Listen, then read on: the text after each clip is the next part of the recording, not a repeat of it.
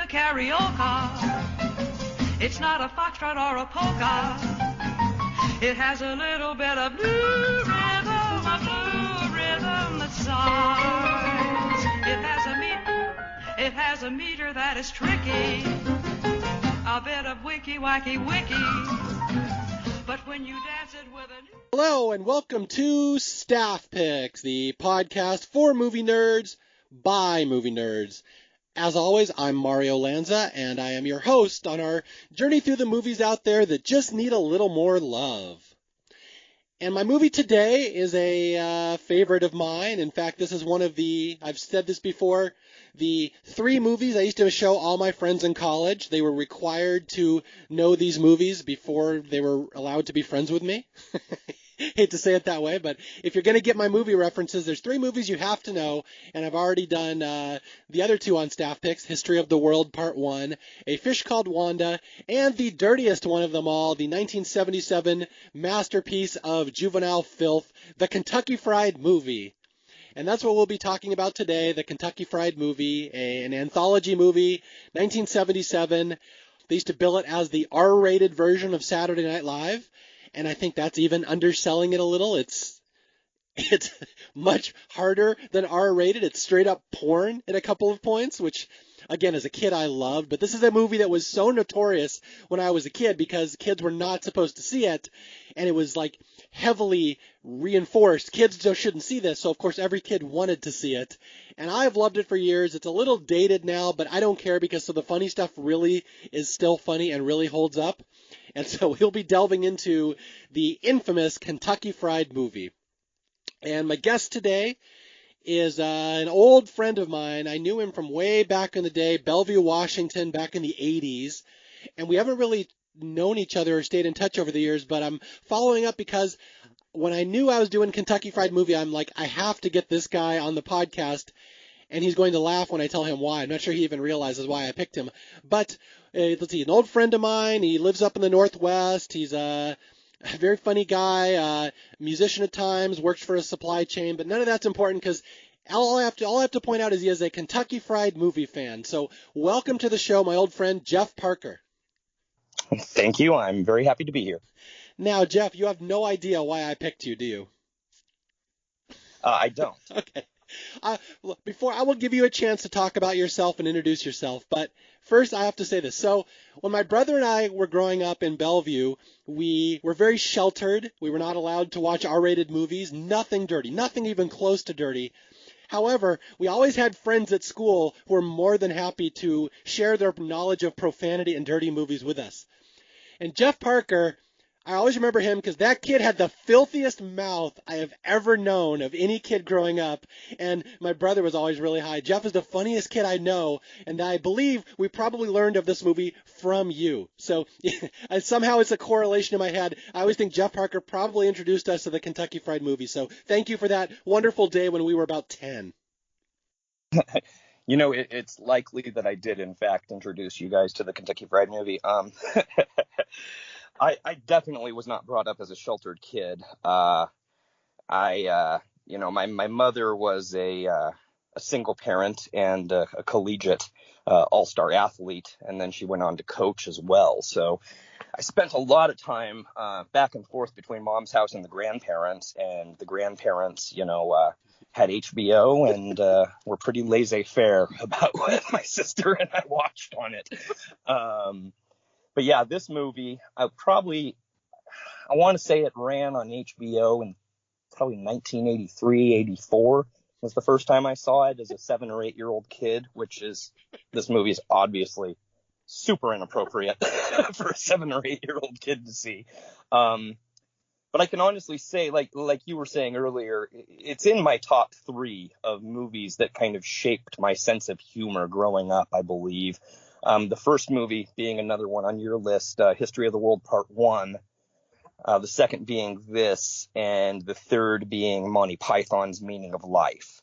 And they're all kind of anthology sketch-based movies. And I think just as a young kid, I could really devour that, in the small bites of comedy. And it would jump from, one gag to the next. And I just ate it up. Yeah, for people who don't maybe not know this movie is just a sense of little comedy sketches, and I'm really going to be selling it to a bunch of younger listeners who have never heard of this movie before. It's just comedy sketches. It's like Saturday Night Live. There's no overarching plot. There's no storyline. It's just a bunch of improvisational comedians that had been working with this movie on this material on stage for years. They decided to move it into a movie format, and why it's important to me and why I think it's important to everybody is that the people who made this movie later made Airplane, The Naked Gun, Top Secret, Police Squad. This was like their dry run for all those movies. So it's very important to watch this movie, and you can see how Airplane later developed. Well, and also not just the writers, but the director, John Landis, obviously became a super famous director after this, and this kind of, from what I read, this is really what landed him the job in Animal House, to direct Animal House. And then obviously his career really took off from there, doing everything from the Blues Brothers to, Three Amigos and Spies Like Us and all kinds of classic movies that I'm sure you loved as well growing up. He directed Thriller, American Werewolf in London, but he really started here with the Kentucky Fried Movie. Yeah, it's a really important movie in the history of comedy, although I think, Jeff, you'd probably agree with me. It maybe doesn't hold up all that well for a modern audience. Yeah, definitely not. I mean, obviously 1977 is a completely different era than what we live in here in 2020. Not just some of the material doesn't hold up just because people wouldn't be completely familiar with what they're, lampooning in the first place. And then some of it gets a little to the racist, racy side where, things were a little looser back in 77, and we've come a long way with political correctness, and, which is a good thing, I think. Rewatching this movie, a couple of the skits made me cringe a little bit, in this 2020 age, but yeah, it's a small part of the film. How dare you suggest that Danger Seekers might be racist? Yeah, Danger Seekers and the extracting the oil from the combs in Italy, some of the other things. Yeah, well, my only real beef with this movie is that they love to parody commercials that were popular at that time. So, there's no, even as a kid in the 80s, I didn't know some of the source material they're making fun of that was, popular that week in a commercial. So that's my only beef. But, the stuff that's funny in this movie, I have to say is some of the funniest material I've ever seen in the 70s or 80s. And I'm really talking about the last sketch in particular, Eyewitness News. So I'm warning people, this movie veers into some very inappropriate directions, way further than you're expecting from most comedies. So this is really going to make your, it's a phrase I use a lot on staff picks, it'll make your butthole pucker up a little bit on some of the stuff. Well, and yeah, the last sketch too, it's funny you bring that up because I had made a note about that. It's not just obviously the sexual part of it's, funny and all that, but it kind of has a deeper, Orwellian 1984 kind of thing going on with the two-way TV. It's almost kind of parodying that as well, I think. I don't know if that was intentional or not. I'm guessing not. I'm guessing they just wanted boobs. Yeah. Well, I'm just trying to look for deeper meaning in something, okay? Now, again, it was funny because when I brought Jeff on, the first question I said is, I haven't talked to him in 30 years. And I'm like, please tell me you're not a priest or a man of God now. We have to be able to talk about this movie on its basest level. So I'm very excited to know that you still appreciate this kind of stuff. Oh, yeah, absolutely. Although, would I be wrong in saying it's straight up porn at a couple points? It's definitely softcore porn at a minimum in some points. I think they actually show even more skin than some of the Skinamax flicks back in the day at some point. So yeah, you could probably say it's getting into the porn zone in a couple places. And the other funny thing about this movie is they used to rerun this on late night cable all the time, like USA Up All Night and stuff. And they would cut it out. They would cut out a lot of the movie. And even the cut down version was really racy and really inappropriate for kids. And I loved it so much. But oh my God, when I finally saw the unedited one, I'm like, wow, this movie is really pushing boundaries. Yes. I don't believe that I've ever seen the edited version for television, just because, like I said, I grew up as a young child with the real thing. So later in life, when it was being played on USA All Night and stuff, I'm like, I can't really watch a pared down version of that. Yeah, surprisingly, Catholic high school girls in trouble was cut out entirely on the USA Network, Jeff. Oh, I'm sure. Terrible. It's terrible, the oppression that we lived under as children in the 80s. Yes, very oppressed and repressed. Yes. But again, I was so glad to hear that Jeff still likes this movie, because if there's any kid I knew had probably seen this movie unedited as a child, it was you. And you influenced my sense of humor so much, just because, again, my parents raised Dom and me like veal. So we needed some funny, cool kids to teach us how to be funny. So I'm very excited to finally bring you full circle back to talk about, obviously, one of the funniest movies I have ever seen. I love this movie so much. Yeah, I really enjoyed, like I said, I've watched it a couple times in the past, few days to just catch up on everything and take some notes and stuff. And it was very enjoyable to see it again. It's been years. And, I reference this movie still all the time in social settings, like at work and stuff. I'll tell people, when they screw up, that I'm going to send them to Detroit, and it goes right over their heads. I was going to ask, how do you possibly reference Kentucky Fried Movie? You found one of the rare ways to do it. Yeah, and they look at me with that blank face, and I'll be like, you don't know what I'm talking about. You don't know the Kentucky Fried Movie. And it's always, no, what is that? And then I have to pull out the YouTube and show them the clip of Send Them to Detroit, and then they get it, and we all have a laugh. And again, for people who know anything about the history of comedy, that's a joke they would later use in Airplane. That's a very famous joke. Ted Stryker, when he's in the bar, he's like, this bar was the worst I've ever been in. It was worse than Detroit. All that comes from the Kentucky Fried Movie. That's what needs to be said here. The Zucker brothers and Jim Abrams just have a real problem with Detroit, apparently. Not only that, I think there's 2 Detroit jokes in one scene in this movie. They really hated Detroit in the 70s. Yeah.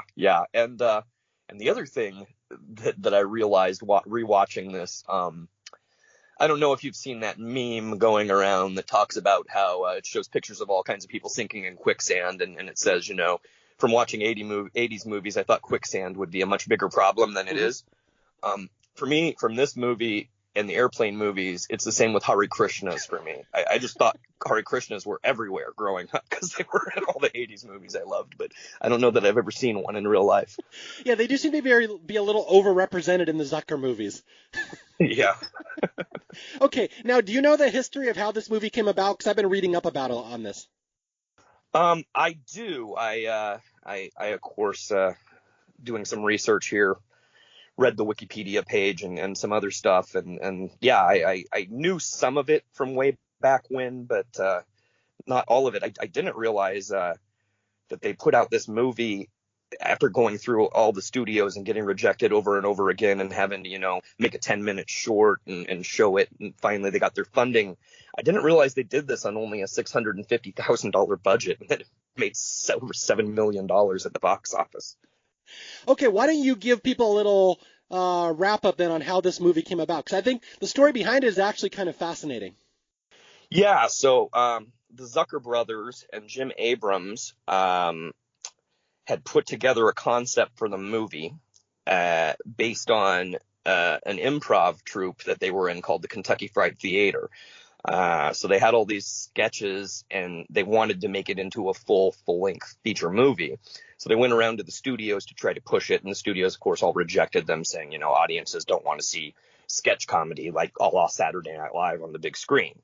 So finally, they came across a real estate investor who offered to finance the film if they wrote the script, which they did. And then the investor dropped out because he didn't want to finance the film alone. Eventually, they decided to pay for it themselves and shoot a 10-minute short that cost them about $35,000. And they again approached the Hollywood studios with it. This time, they had John Landis attached to the project, which the only thing he had done prior to that was a movie called Schlock, which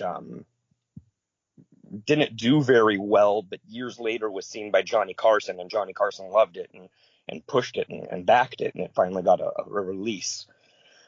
So with Landis on board and the $35,000 10-minute short that they filmed, They persuaded an exhibitor to show it before one of his, regular films. And when the guy watched it and the rest of the audience watched it, they died laughing. So at that point, they had the financial backing they need, and they went ahead. Yeah, that's the one thing that's really interesting to me about this movie is that a lot of people don't realize this wasn't unique new material. This was material that these guys had done in the Kentucky Fried Theater for a couple years on their stage, improvisational, but just the general themes that they tended to get to in their jokes. And they knew that it worked.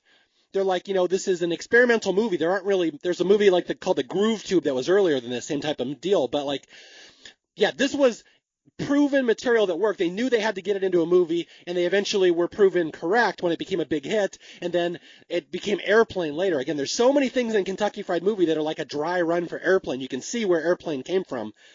But yeah, that's the thing. This was proven material. They already knew worked. They just had to figure out how to get it on the screen, and B, get somebody else to pay for it.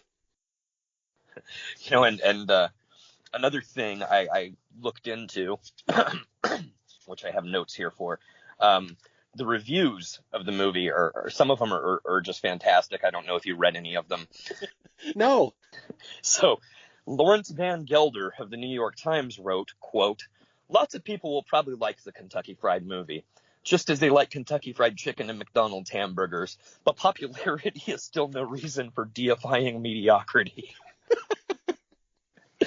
Gene Siskel gave the film 2 out of 4 stars and wrote, "The best moments of this film are one-joke gags. Its writers can't sustain their humor for longer pieces. So what you're left with is half a dozen decent gags, one overlong karate flick, and a few shots of bare breasts thrown in to titillate teenage boys."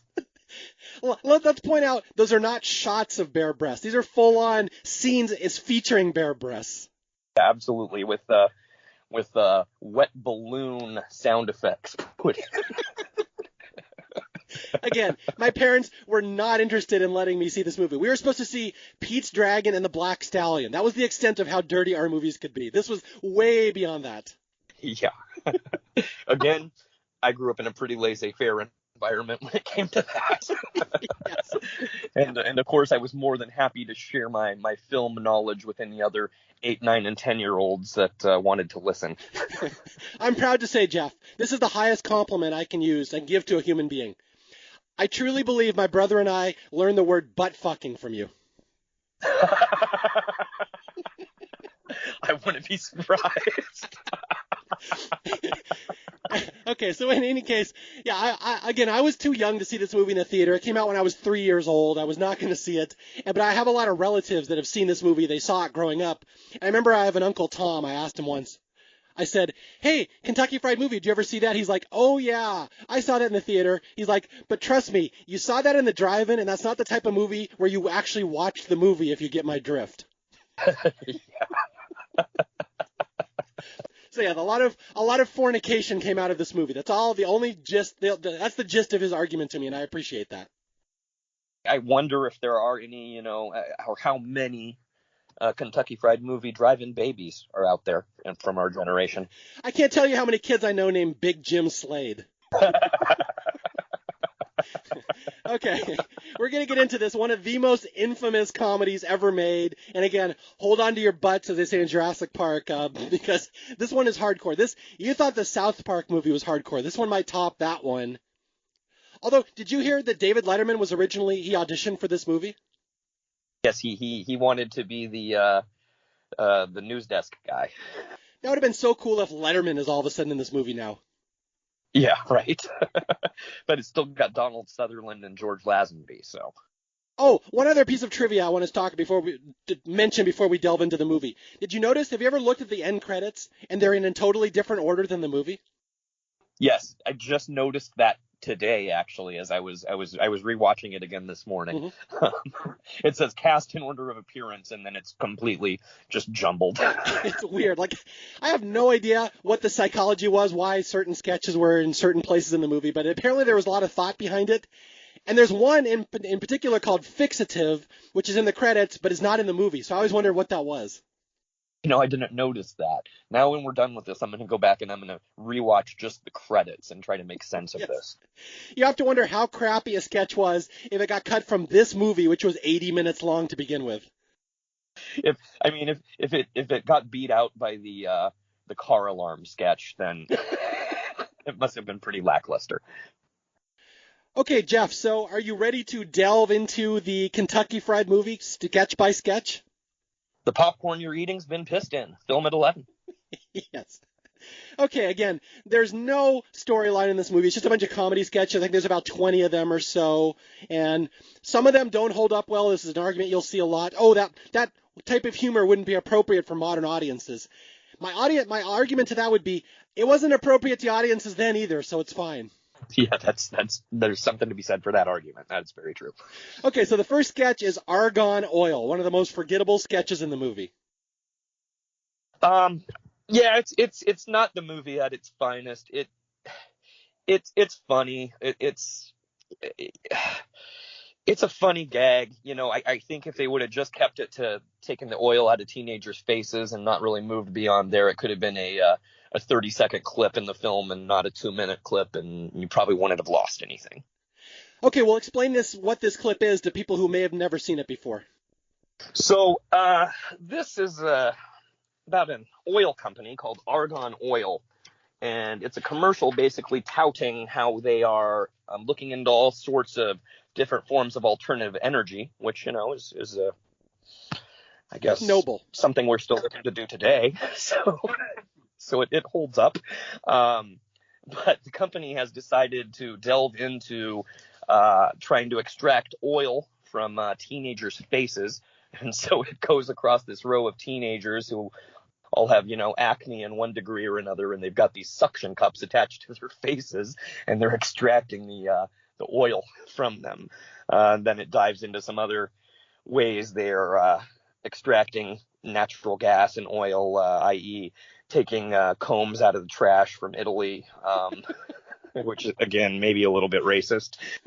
No, well, I got to point out, I'm Italian, and that's very much on brand. So there is some truth to that.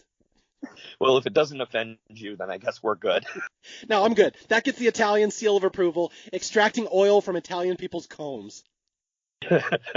And, of course, extracting natural gas from the Chili Dog Hamburger Hut in Texas. And you just hear, of course, all the flatulence and people farting in the background.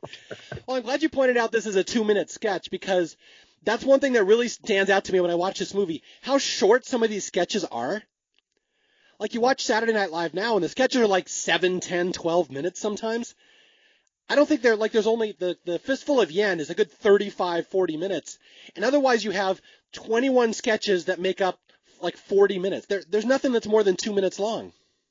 And actually, I think this movie's at its best with the sketches that stay in the 2-minute range and kind of veers a little when it gets into the longer sketches, like the courtroom sketch in the end and is about 7 minutes long, and the feel around sketch is like 5 minutes long. It could probably have been shorter, but I definitely think it's at its best with the scenes that are, the 1-2 minute quick scenes. And of course, Fistful of Yen is perfect. Although that does remind me of one thing. Have you ever listened to the director's commentary on this movie or any Zucker Brothers movie? I haven't. They are the worst. Never, ever listen. All they do is sit there and say, I don't remember this. Oh, this joke isn't funny. Oh, remember when we worked with this actor who wasn't even in this scene, and they just go on a speech about this actor? They add nothing. They have no memory of these movies. They sound so dull. And it's amazing those guys made this movie. Cocaine's a hell of a drug, right? Okay, so let's go into one of the first sketches that's more than a couple minutes, the AM Today News. Yeah, and this one, I think, is another one of the longer ones that actually it does well. Because it's kind of centered on a morning, Good Morning America type, local Good Morning America type show. And, so it's not just, it's jumping around to different stories within the sketch. So I think that makes it work as a longer piece in this movie. Yeah, I like this one. Like, I don't think this is one of the stronger sketches in the whole movie, but I have a bunch of stuff circled, little quotes that I've been using for years that I kind of forget even come from this sketch. Yeah. I have. Please give me the honor of quoting the astrology report, which is the one that I always use. Have at it. So back in the 70s, they used to have a daily astrological report in their newscasts, and they have one in this too. And there's a fantastically savage quote right at the start where the newscaster says, "Just a quick reminder, these astrological reports are not intended to foster a belief in astrology, but merely to support people who cannot take responsibility for their own lives." You know, it's funny. I have that written down right here, too, because that really stuck with me. That is such a mean-spirited quote, and I love it. It's so wordy, but it just is savage. Okay, why don't you give us, they name 4 different astrological signs and what they should look forward to in their future. Well, first we start with Libra, which is they're playing it straight with the Libra. You should, I believe it was, hold off on that large purchase. Now is not the time to make a big financial decision. And then we move on to Virgo. Expect the untimely death or tragic dismemberment of a loved one or family member. And she reads it so pleasantly. I love her reading of that line. She's just playing it straight. If you're a Pisces, now is a good time to pull the plug on that machine that been keeping your daughter alive for the last 6 months. If you're a Taurus, see a florist. That's so stupid. I don't know, but I've repeated that for years because I am a Taurus. Yeah, and it's stupid, but in the context of this whole joke, it works. It's funny. For years, anybody ever asked me what I am, I say, I'm a Taurus. That means I should see my florist. And nobody ever gets that joke. Well, at least you're not a Gemini. No, because what happens if you're a Gemini, Jeff? Well, then you need to expect the unexpected. And you're probably going to get shot in the chest by an arrow. Yes, that is a running joke through the movie. We'll see it 3 different times. If someone is a Gemini, they will be immediately shot in the chest with a bow and arrow from off camera. And it just comes out of nowhere. I mean, obviously, the first time I saw this film was a long, long time ago, and I don't remember my initial reaction to seeing that, but I've shown this film to other people, over the years, and that always just gets them when she gets shot with the arrow after saying, if you're a Gemini like me, well, expect the unexpected.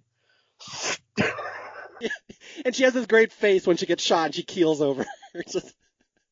Again, some stuff in this movie doesn't work ever. It's too dated. But there's some stuff that's universally funny. Just the way you set up gags and do payoffs. The arrow shooting the astrologist is fantastic.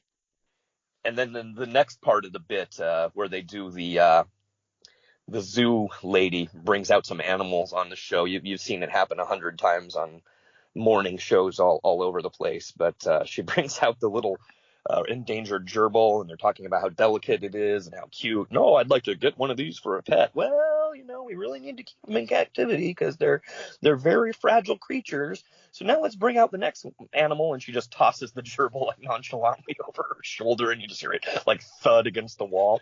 And that leads to Dino the gorilla. Yeah, that gerbil gag is great. I'm glad you brought that up because that's a gag I saw in a lot of 80s stuff.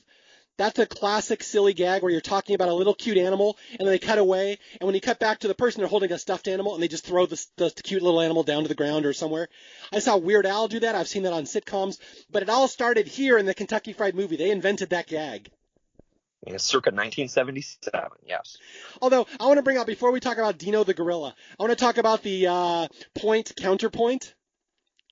No, for people who may not know, this was a regular feature on the news back in the 70s. They would have these two, an economist and like some other politician, and they'd argue, and it was always a liberal and a conservative. It was just they'd like to have debates on the news, which I'd be horrified if they tried to do that on the news now. It would never work.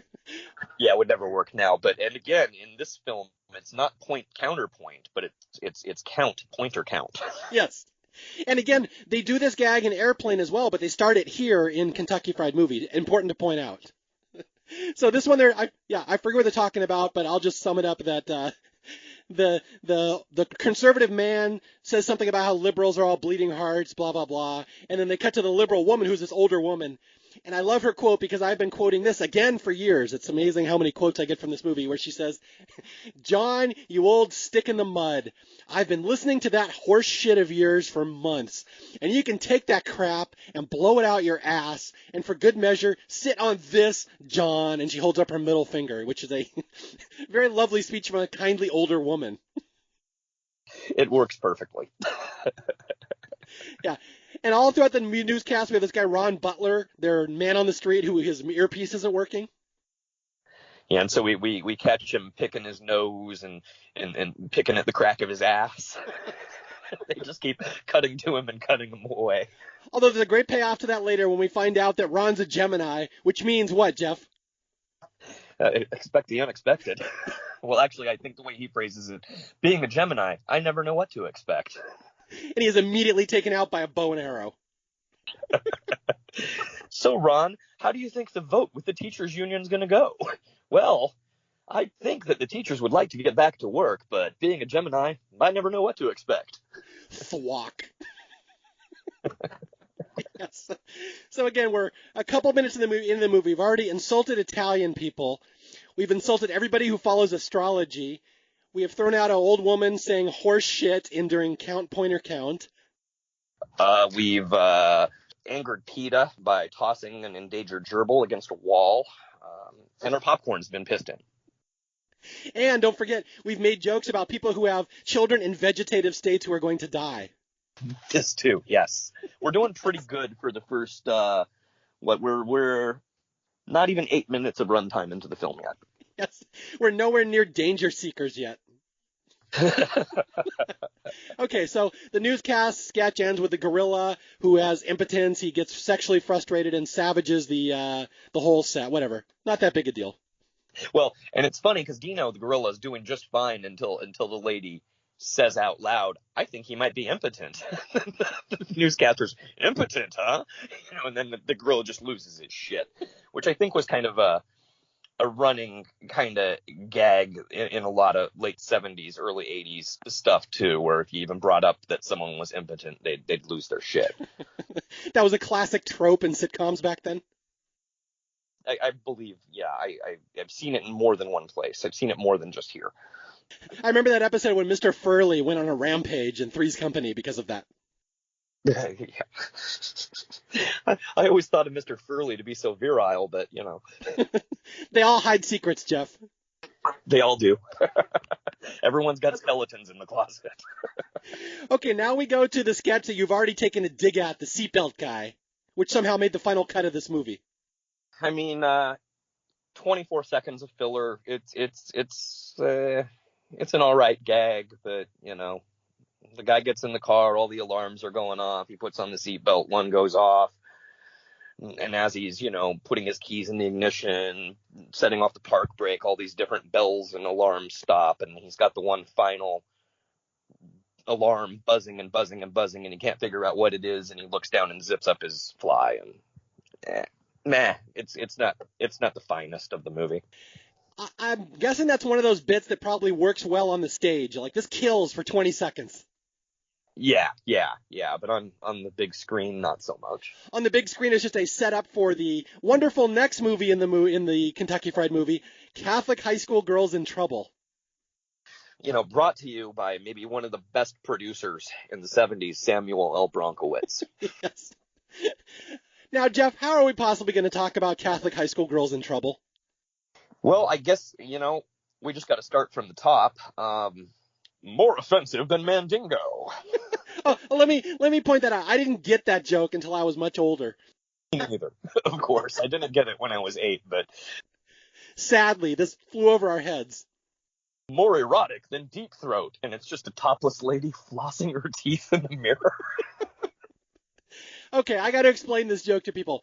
Mandingo, if you've never seen it, and I will really choose my words wisely here, is a movie about, was it a slave plantation where there's a romance between the mistress and one of the slaves that was very, very racy for the time because you were not supposed to show interracial love scenes and it was considered very controversial.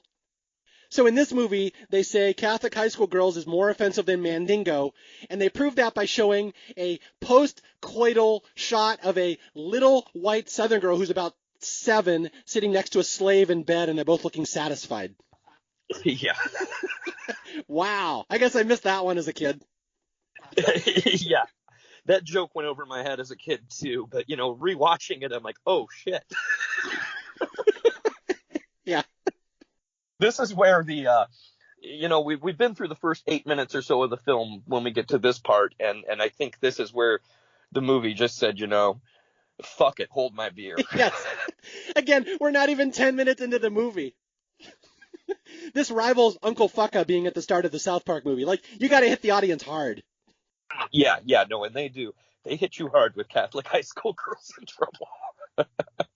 So we're advertising a fictional porn film, which is really close to a real porn film, apparently, because you see a lot. And then, like I said, more shocking than Behind the Green Door, more offensive than Mandingo, more erotic than Deep Throat. And here's a line you wouldn't hear in most movies of the time period. You will cream in your jeans when you see Catholic high school girls in trouble. I did catch that reference as an 8-year-old, oddly enough.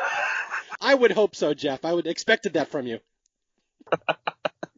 You were our shining beacon on the hill of profanity and humor. You know, and we could probably spend an hour just talking about Catholic high school girls in trouble, even though it's only a 2-minute clip of the film. Well, you know what's funny is it's legitimately funny. Like, there's some really good puns and jokes in this sketch, but it always gets cut on TV, so people wouldn't know that. Yeah, where it's like introducing Susan whatever and Nancy whatever, and you got the 3 naked chicks sitting there, and she's all, Susan, this is Nancy. Nancy, this is Susan. That is such an airplane joke. That's the thing. I love that kind of humor.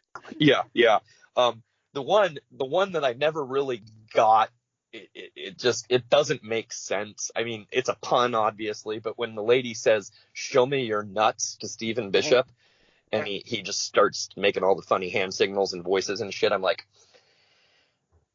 as a child, I thought that might happen someday, but, you know, I'm 45 years old and no one has ever asked me to show them my nuts. Sadly, because we've had that punchline saved up for all these years. And I don't know if you know this, but the guy in that part, are you familiar with who Stephen Bishop is? I don't know who he is. I just saw he's in the credits as a thank you. Yeah, he is actually a big soft rock guy from the 70s. He had like a gold record. He did that On and On song, and he actually was nominated for an Academy Award for the song It Might Be You from Tootsie. Wow. Yeah. There he is in the Kentucky Fried Movie showing the lady his nuts. You know, he couldn't have been that soft if he was hanging out with Susan Joyce and Nancy Reeves. There you go. Sorry. Had to say it. And then we go from there to the guy's in bed thinking he's having sex with his girlfriend, and then realizes that it's his girlfriend's mom. I thought you were Dale. And then she breaks the fourth wall and looks to the audience and says, you know, people often mistake me for my teenage daughter Dale. Do you know what that's a parody of? I didn't learn that until much later. I would assume it's a parody of The Graduate. No, that's actually a parody of this will make the joke even better for you. There was a dishwashing detergent, dishwashing lotion commercial in the 70s with this woman who had really young-looking hands because she used the dishwashing liquid. And so people would often mistake her for her daughter Dale. Okay. It must have been Palmolive, soften your hands while you do the dishes, right?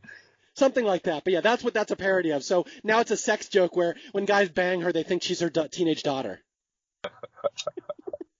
And I got to give a shout out to one of the great Zucker Abrams parody or pun lines ever. Wordplay. I love these wordplay jokes where they say, introducing Linda Chambers recreating her famous roll, and it's just her rolling down the hill.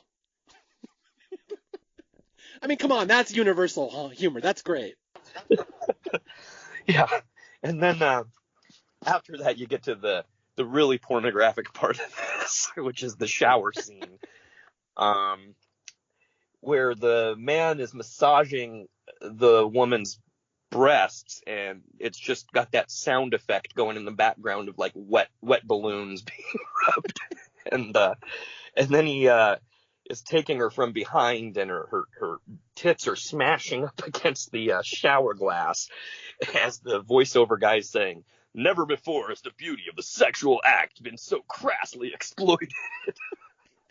When I'm a 10-year-old boy, that is the greatest thing I've ever seen. A naked woman having sex as you're seeing her repeatedly thrust against the front of a glass shower door. You see it from the other side. Yeah, and, you know, that part of the film really gave me some expectations that just never came to fruition in grown life. I thought from watching that sex in the shower was like the pentultimate, the best thing ever, and realized when I was older that no, sex in the shower is not that great. One person's always cold. Yeah, it's a sad lesson we all must learn one day. Someone's always got the water in their eyes. It's terrible. And water kind of affects, the body's natural lubricants, so it's not good. Yes. Little PSA for the kids out there. Yeah. Shower sex ain't that great. But this whole chunk of the movie is so notorious. Again, they would cut this out entirely on TV. You'd never see it. The movie is filthy dirty even without it, but this is the one that really pushes it over. Because again, this is straight up porn. I shit you not here. See what happens when girls stay out after curfew. You got them all hanging by chains with a midget in a clown suit whipping their asses. Learn the truth about masturbation. And the guy comes out of the bathroom and his hands are like melting and his eyes are like melting out of his head.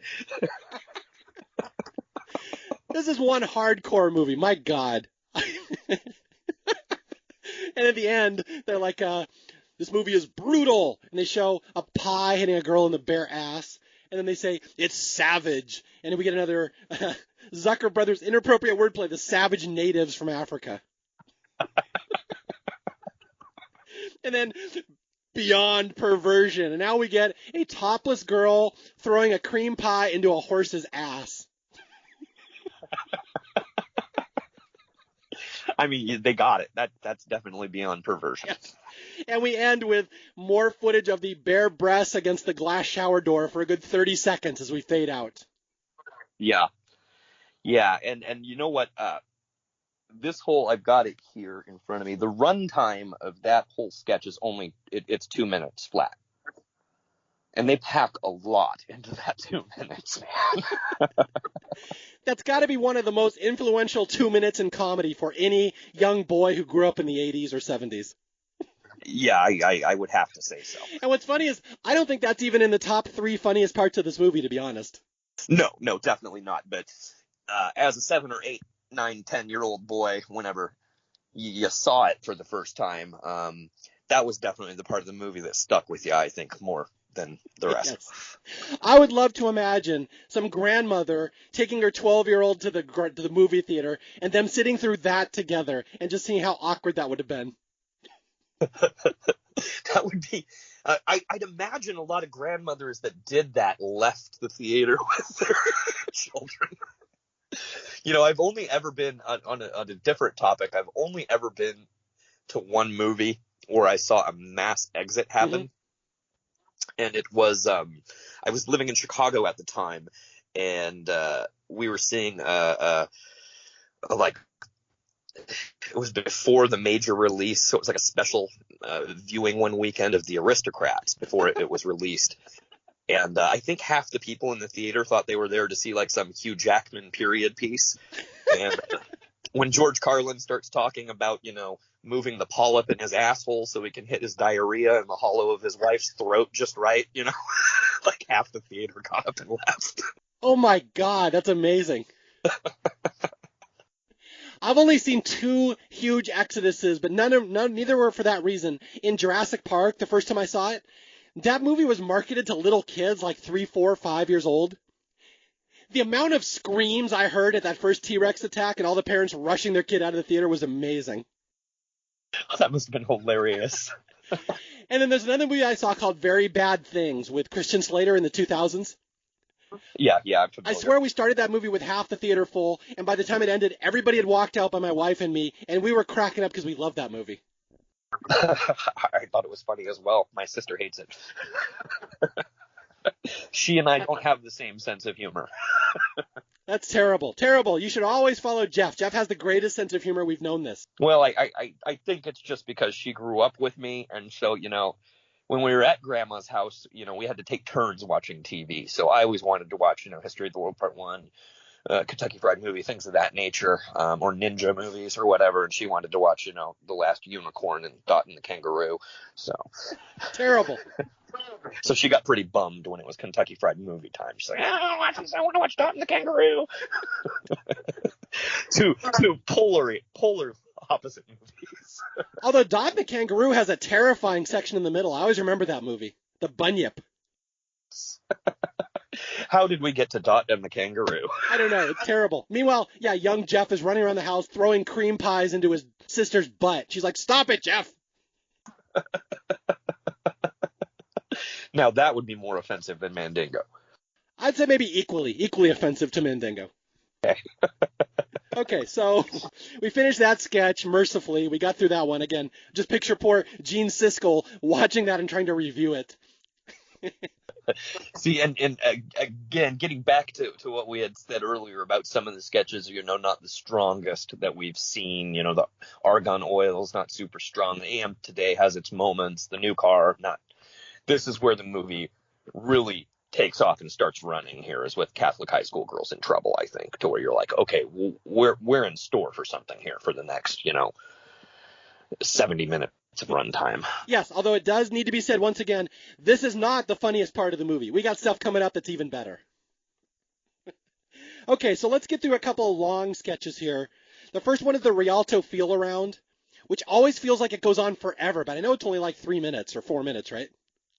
4-minute, 52-second runtime for that sketch. Yeah, I have almost nothing to say about this one. Other than what I noticed in watching it the last couple times in the last few weeks that I've been rewatching this is I never noticed this nuance before, and I don't know if they meant it to be this way, but the guy's showing up at a feel-around movie. And it's like when he shows up to the ticket booth, like the lady's just kind of blows him off. He's like, "Thank you." And she doesn't even answer. And he's like, eh. And he goes to get his popcorn and the lady's like kind of hands him the popcorn. It's like, And so I'm thinking, is this like a dynamic where he's like a creepy dude because he's going to a feel around movie? Oh, I see. So it's like visiting a porn movie. Yeah. And so like the ticket lady and the popcorn lady don't really want to have anything to do with him. They're like, there's another creeper going into the feel around theater. Pee Wee Herman, the home game here. Yeah, right. So explain to people what a feel around is. Well, basically he goes into the film and sits down, and an usher comes behind him and basically acts out the movie, when it's some kind of romantic film that the guy's watching. And, it starts with, "Oh, can you smell my perfume?" And the usher behind him sprays a big old shot of perfume in his face. And, "Oh, sorry, I'm so clumsy. I spilled my drink." And he just basically pours a whole glass of water into the guy's lap from behind and nonchalantly just tosses a towel in his lap. And then, hey, watch your cigarette. And the guy hits him. The usher hits the guy with a blowtorch. So, he's feeling the sensations that are going on the screen. And it gets escalated to where she sees lipstick on his collar and pulls a knife. And so the usher in turn pulls a knife and has a knife to the guy's throat. And it becomes a very uncomfortable situation. Not the best, again, sketch in the movie.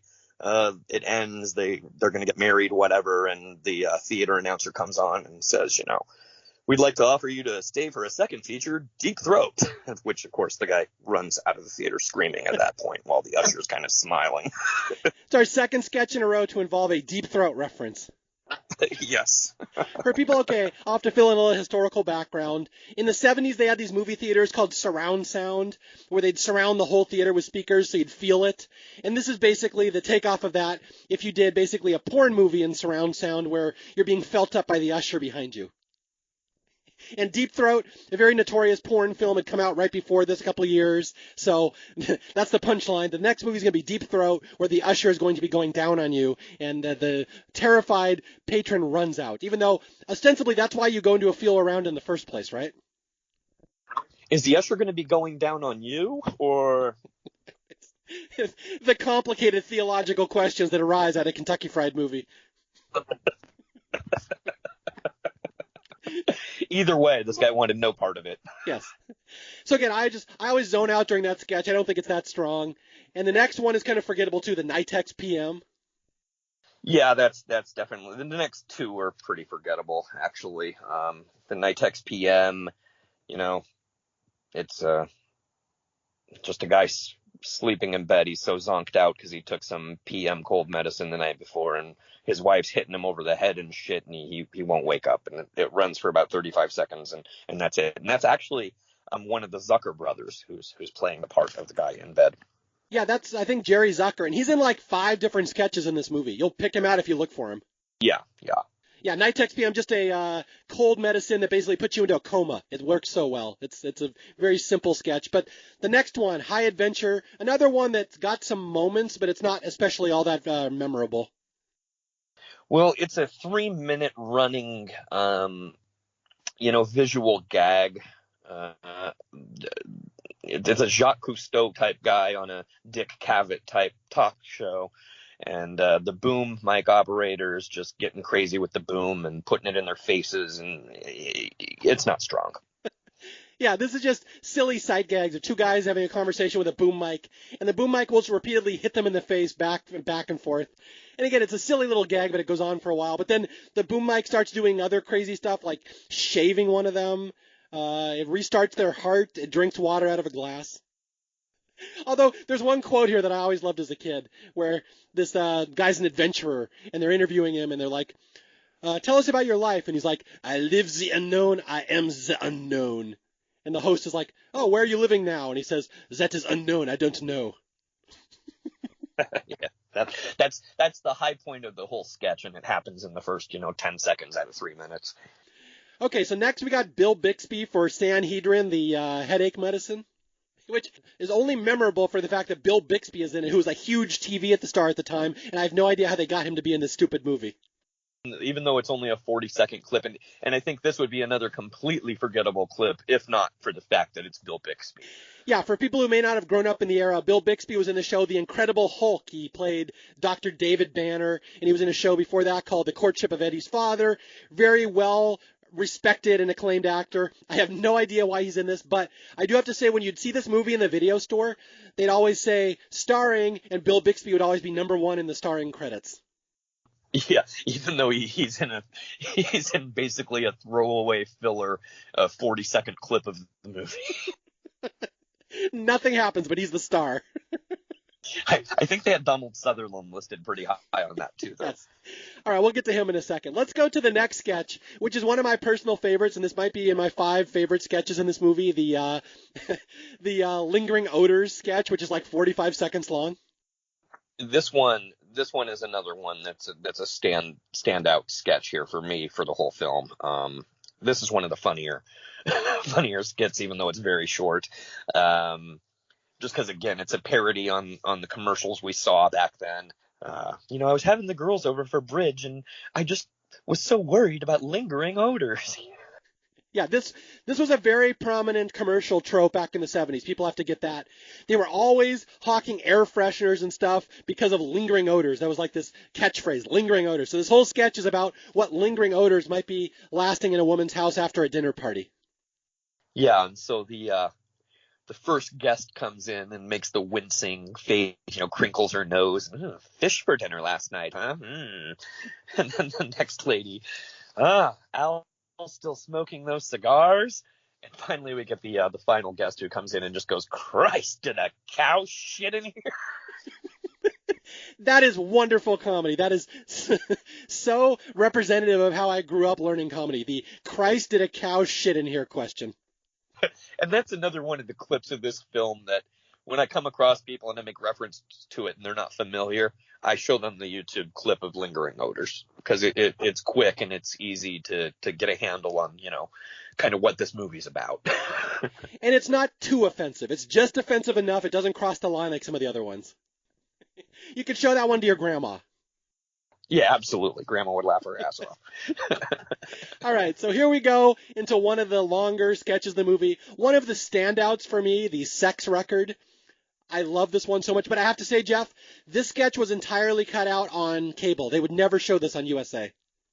Yeah, see, this one is another one for me it's where this movie shines for me. This sketch is great.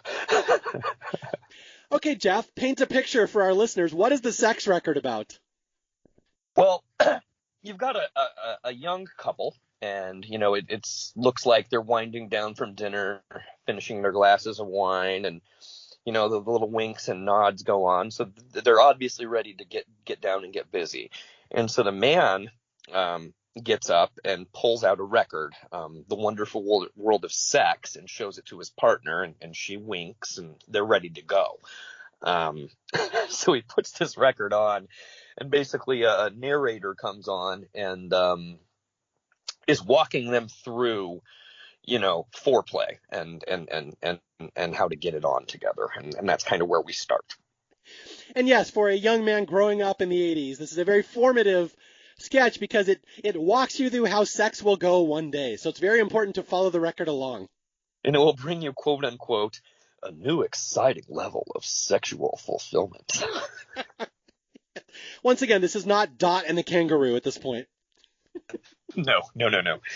So it starts, the record has them get on opposite sides of the room and disrobe, which she does very quickly, and the man has trouble getting his pants off, and it's kind of a slapsticky visual gag, but he's falling all over the living room trying to get to her as it's, already moved to the next step of the record about, kissing and petting. And so he gets none of that done by the time he gets his pants off and ends up and finishes tripping over all the furniture just to get to her. And so they skip all of that. They get to now you're ready to approach the conjugal bed. And so these two couple, again, cute little, not teenagers, in the young 20s, very cute couple, and they're trying to follow the record, and the record says, now for the man, you may repeat one of the following three things to your lover. You can say, A, I love you, B, I need you, or C, I want you. And he gets this big grin on his face. He just says, B. But then it goes to and now the female can say, I want you now. I want you now. Repredos altados. Yes. Repredos altados. We get the Spanish translation. She gets to repeat that. Yeah, she has no three options. She just gets to say, I want you now, twice in English and Spanish. And then we get to the part in the record where they're making out and they're heavy petting, and the record says, now it is time to insert the birth control device. Diaphragm, likely. Well, and then this is a really funny part about in this bit. Maybe not the funniest, because I think that's coming up still. But as she goes away to insert the birth control device, we get intermission music. And it's just hilarious. It's wacky circus music.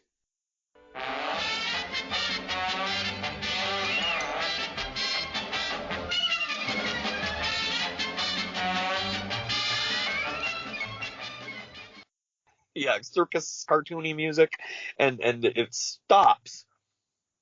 And she's not coming out of the bathroom, so it just starts again.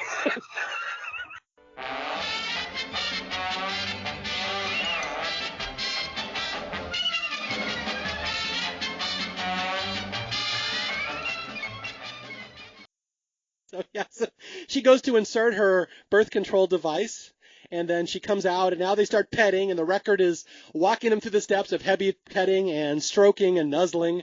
And there's the wonderful quote here, the female, if she is so inclined, may latch onto his honker. I had that one written down, too. And so, of course, after all this heavy petting and all this anticipation, the man, how should I say, finishes before he starts. And the record picks up on it and says, premature ejaculation. It's a common problem. In case of premature ejaculation, this album comes with Big Jim Slade. Yes. Here comes the reinforcements, as the record comes equipped with this man named Big Jim Slade, who is a huge black bodybuilder who is there to finish the job with the woman if you could not. And he bursts through the door. He's got like theme music, and he picks up the girl and salutes the young man and walks off. So he has effectively been cuckolded by the sex record. And as this is going on, the voiceover on the record, I had to write this down because I wanted to get it exact. He says, Big Jim Slade, former tight end for the Kansas City Chiefs, equipped with whips, chains, and a sexual appetite that will knock your socks off. He's satisfied women throughout the world, and the capital of Nebraska is Lincoln. You know, to this day, I've never forgotten the capital of Nebraska is Lincoln because of this movie. How could you? Yeah, Big Jim Slade, he comes out of nowhere. It's such a wonderful little end to that gag. And Big Jim Slade will, A, return later in the movie. It's a callback joke. And B, I have to point out, whenever I played Dungeons and Dragons or fantasy games as a kid, my character was always named Big Jim Slade out of honor of this movie. And I would try to give him whips or chains just to be historically accurate. I should have been playing Dungeons and Dragons with you. You were too busy watching R-rated movies and cool stuff. So we've already had Catholic high school girls in trouble. We've had premature ejaculation, honkers. We've had Big Jim Slade. This movie is really already kind of a trip. But now we're going to get to the main stretch of the movie, which is a big 35-minute movie within a movie called A Fistful of Yen, which I personally love, but I know some people don't like this that much. I absolutely love it. And this is funny. I mean, it's obviously a parody of Enter the Dragon, which I honestly have never seen. And having seen Fistful of Yen, I don't think I really need to see Enter the Dragon. I think I get it. Okay, I have two things to say about that. I'm just like you. I saw a Kentucky Fried Movie probably 500 times before I ever saw Enter the Dragon. Now, for people who don't know, Enter the Dragon was a huge kung fu karate movie with Bruce Lee, probably the biggest in the genre ever in 1974, a couple years before this. It was like this huge deal. And so this movie is parodying that. But again, I've seen this movie way more than Enter the Dragon. So it's like when I watch Enter the Dragon, it's funny because I know the Kentucky Fried Movie version better. Although the other thing I wanted to say is that I just heard a podcast with Quentin Tarantino a while back, and he loves A Fistful of Yen. He thought it was one of the funniest things he ever saw because he loves Bruce Lee and Enter the Dragon so much that he said he saw Kentucky Fried Movie in the theater several times just because he loved Fistful of Yen so much. It's one of his favorite things ever. That makes sense. I mean, obviously, a lot of his films are influenced by, the 70s, not just kung fu films, but also the exploitation films that they parody in this later on. Yeah. I can see Tarantino being all over this movie. Yeah. Cleopatra Schwartz, Fistful of Yen. Yeah, so, again, it's funny when you read some reviews. Some people don't like A Fistful of Yen. They say it's too long. For me, it's like this could almost be its own movie. It's just not quite long enough, so they had to put some other stuff around it. I think this is so well done. I have an entire page of notes just on Fistful of Yen. Yeah, I mean, there's a lot to wrap your head around here. I mean, again, it's an obvious parody of Enter the Dragon, but it's just the gags in it are hilarious. The airplane type pun jokes they do are hilarious in it. It's just really well done all the way around, I think. Yeah, again, if you appreciate Airplane, that whole style of pun humor, you have to see this at least once in your life because it's so similar, and you don't even need to know the source material. Just little stuff like how to do comedy, little puns, gags, visual jokes. There's one that I, to this day, still use. Like, if anybody's seen my Survivor writing, one of my things I love to do is when I post a picture of someone and I post a caption under the picture, that's clearly not the person I'm talking about. It's just like, that's the joke. Like, it'll be like, oh, here's Miley Cyrus, and I'll post the caption underneath. It's like Mr. T or something. It's like clearly not. And they do that. I learned that from this movie. There's a joke right at the start of A Fistful of Yen where it says, it has a picture of New York Harbor, the Statue of Liberty, the Twin Towers, and the caption under it just says Hong Kong. And they don't elaborate on that joke. That's just a little stuff that I learned from the Zucker brothers. What's really funny too is in the start where they're kind of setting the table, and you've got the British guys who are obviously in the British government talking about Dr. Klon, the antagonist, and his fortress, and he's a bad dude, and he's trying to he's kidnapped this Chinese nuclear physicist so he can make a bomb and extort money from the world or whatever. But they're pointing out where his fortress is, and it's like it's in Asia, and it's such rugged terrain that no country will claim it. And his subordinate looks at him and goes, "Worse than Detroit?" I'm afraid so. Did you catch the name of the island too? It's a pun right at the start. I didn't. What is it? It's the Isle of Lucy. Oh, of course. And again, they don't linger on these jokes. It's very quick. You have to catch the I Love Lucy parody. Yeah, no, they're quick. Quick fire. The other thing I got to point out about this is that they really bag on Bruce Lee having a speech impediment. To the point that I cannot watch Bruce Lee anymore after watching Fistful of Yen, because they just make him sound like Daffy Duck in this, and he kind of does when you hear him in real life. It's horrible, but it's funny. What was that? This is not a charade. We need total concentration. Now, once again, this time, with feeling. Fee-wing. That's the line I love. I'm not going to delve too far into A Fistful of Yen just because it's so long and so deep and there's so many gags. Is there anything in specific you want to highlight about this? When Lou, the protagonist, first infiltrates Dr. Klon's army, he goes to the island under the guise of, wanting to join the fighting force. And he's treated immediately to how they handle prisoners there on the island. Which is one of the most hilarious parts of this movie, I think. The first prisoner, Dr. Klon, for those who haven't seen it, has a missing hand. And so he detaches it, and he can insert all kinds of knives and claws and flamethrowers into the stump of his wrist. It's a mechanical connection. So the first prisoner's sitting there waiting. He watches, as Dr. Klon puts the machete blade on his arm and just cuts his head off and says, "Now take him to be tortured." and then they bring up the American. And I'll quote here. "So, as for my American friend, the CIA think it can infiltrate the fortress of Dr. Klon?" And the CIA guy yells some racial epithets at him and says, "I'm not afraid of you." And here we get the running joke again. Dr. Klon looks down at him and says, "Take him to Detroit." At which point the CIA guy loses his mind and starts crying like a baby. No, not Detroit. And again, that's Airplane. They do that in Airplane later, but it all starts here, just bashing on Detroit. They hated it. And Dr. Klon. Now, in the real movie, his name is Dr. Han, which is funny because I watched the original, and I'm like, he should be called Dr. Klon. I always think it should be Klon. But he's got a little speech here. "Gentlemen, welcome. We are honored to have you among us. We are building a fighting force of extraordinary magnitude. We forge our spirits in the traditions of our ancestors. You have our gratitude."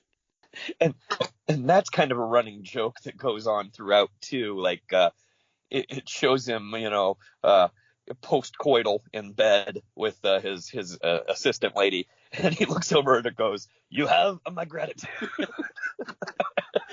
There's one little gag here in this movie where you hear his answering machine. Do you remember that part? "Hello, this is Dr. Kron. I'm not home right now. Leave a message when you hear the beep.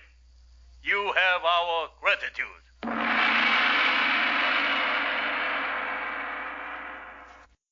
I have to say, in college, I used that as my answering machine for 4 years. That was my outgoing message. I might have to change mine to that now. Another little detail I love about this movie is they all get to the island, and you see how this huge force of karate soldiers training to take over the world, and they're all doing, like, martial arts. But then, again, another gag they lifted in Airplane, you have them playing basketball. And you have the bad guys practicing by throwing odd job hats, which I love.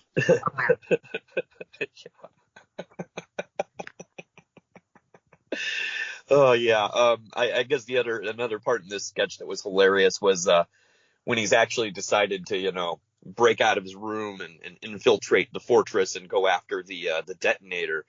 and he winds up in the bowels of the the island fortress, and there's a tour guide down there like with a bunch of American tourists, and here's where we process our opium. We supply 1/4 of the addicts in the world with their heroin. It's all like old people with Hawaiian leis around their necks. Yeah. Like Bermuda shorts on and shit. I'm just thinking of little gags that have inspired me as a comedy writer over the years. Just little stuff like there's one scene where Lou is in his bedroom and he's being told not to talk because the room is bugged. And so like the female scientist is showing him all the different bugs in the room. And one of them is literally just a little old Chinese guy holding a huge boom mic. And there's another one where Lou is trying to sneak past one of the guards. And it's the traditional trope where he makes little tiny noises and the guard like will turn around like he heard something, but Lou sneaks past him. Except in this scene, Lou knocks over an entire cabinet full of china at least 3 times. And then at one time he walks right in front of the guy's vision and the guy doesn't see him. Like in Metal Gear or something.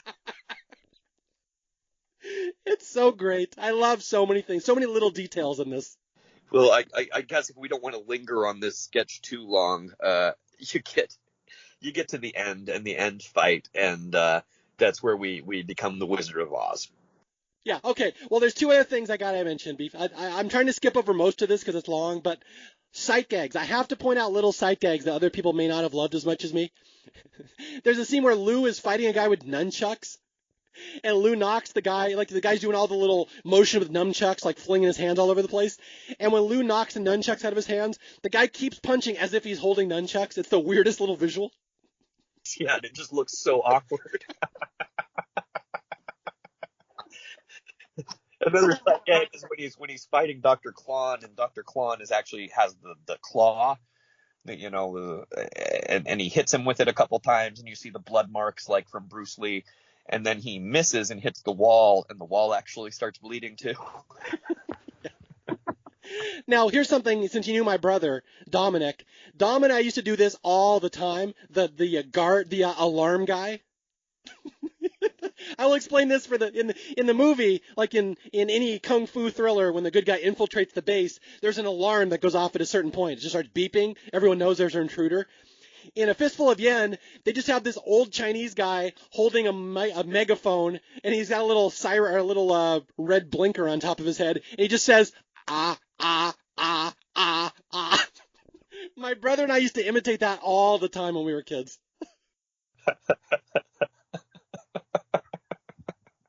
Yeah, that's great. And then the alarm guy ends up going up to Klon's room after he's had sex with his assistant, and that's when Klon figures out that the shit's going down. He just busts in the room. That's so funny. I wish more people loved that alarm guy as much as I do. I'm in your camp there with the alarm guy. And then at one other point in the Fistful of Yen, a bunch of guards have been convicted of accepting bribes, and they get caught, and they have to prove their loyalty to Dr. Klon. And they basically put them on a dating game type show. And the thing that always makes me laugh is their names. Okay, so, it was a kind of if people love making fun of Chinese names back in the day, they'd say Hung Well, which means obviously you have a big penis. So 2 of the guards are names Hung Well and Long Wang. And the last one, they complete the trilogy. His name is Enormous Genitals. That's so funny. Well, and I love the way the game goes too. I mean, they all the first guy's answer, I forget what the question. What would you do on a date with me? I forget. Yeah, our if first something date. Was yeah, and he talks about a walk on the beach and playing his guitar, and Klon's just like, nah. Dude just snaps his neck. And then they go to the next guy. If you were an alarm clock, how would you wake me up? I want it. I'm no ding-a-ling. And the third guy gets the same question, and so his answer is right on point. He says exactly what he's supposed to. He says, we're building a fighting force of extraordinary magnitude, forged in the traditions of our ancestors. You have our gratitude. Let's all give Dr. Klon a great big hand. which was obviously the wrong thing to say for the handless Dr. Klon, and he's dispatched as well. That's right. Poor enormous genitals. He almost passed the test. Enormous genitals was real close to keeping his life. Okay, and then one last thing I got to say about A Fistful of Yen is that this is something I've loved for years. It's a little gag that a lot of people don't catch. Is that at the end of the movie, there's this big brawl. All of Lou's men come fighting. Big Jim Slade has come out to free all the prisoners to help him. And Dr. Klont is calling for all his men to go attack the prisoners. Have you ever listened to what he yells when he calls their names? Yes, he yells a bunch of Asian dishes. Yes. Kimchi, egg foo young. Mushu pork. Mushu pork. He just yells a bunch of Chinese food dishes. It's so good. I mean, that's the kind of stuff that always inspired me as a comedy writer, and a lot of people don't even catch that. Just little things like that the writers threw in there that you're not even supposed to catch until maybe the third or fourth viewing, that those are just Chinese food plates.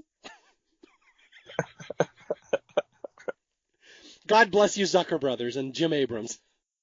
Brilliant. I mean, it starts here, and of course, Airplane and Top Secret. It's just they made films that I'll love forever. Yeah, and again, anybody who wants to know how comedy works, just watch this stuff and pay attention to how they write things and write gags and jokes. It's so much more clever and innovative than most stuff you hear in movies. Yeah, absolutely. Okay, we finished Fistful of Yen. We're now an hour into the movie. The movie's almost over because that's. I think we've got to. I think we've got to discuss the ending of Fistful of Yen because we still haven't done that yet. Okay, explain to us, Jeff, how you can visit a dairy and find out how milk is handled and prepared for delivery. So we've got the big fight between Lou and Dr. Klon, and Dr. Klon loses the claw in his hand. And it's revealed that he has a flamethrower built into the stump, and he's going to burn the shit out of Lou. So Lou grabs a bucket of water, and Dr. Klon says, "No, not water!" And he gets splashed with water and starts melting like the Wicked Witch from The Wizard of Oz, and basically melts. At which point, the British government shows up and tells Lou that he's successful, and he gets to keep Dr. Klon's island fortress and all the riches. And Lou says, "Well, I just really wanted to go home." Well, you've had that power all the time. All you need to do is click your heels together and say there's no place like home. And they cut to a picture from Wizard of Oz of Dorothy clicking the heels together, and Lou ends up in black and white on a Kansas farm with a pigtailed wig on. It's hilarious. All of you were there. It's like it's all the karate enemies from the Isle of Lucy. It's like, you were there, Slim, and you, Ben. And Klon still has the flamethrower arm and accidentally shoots it off. So, hides it. It's a masterpiece. I'm telling you, A Fistful of Yen is one of the greatest things that's ever been put on film. So many jokes, so many gags, so many wonderful little parts that I reference even to this day, 40 years later. It's amazing. Yeah, and after watching it, or rewatching it the first time recently, I was trying to put my finger on, and I'd never had before, where what else Lou, Evan Kim, the actor who played Lou, was in. Mm-hmm. And I didn't realize this, but he was Clint Eastwood's partner in the Deadpool, the last Dirty Harry movie. Did he have a speech impediment? No.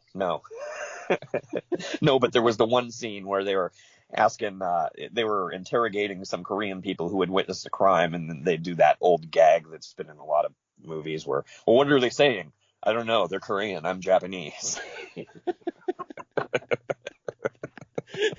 Again, though, even if you don't want to watch the rest of this movie, everybody should see A Fistful of Yen and then watch Enter the Dragon, because it makes Enter the Dragon even better than it already is. It's amazing. Jeff, you need to see Enter the Dragon. Do now, yeah.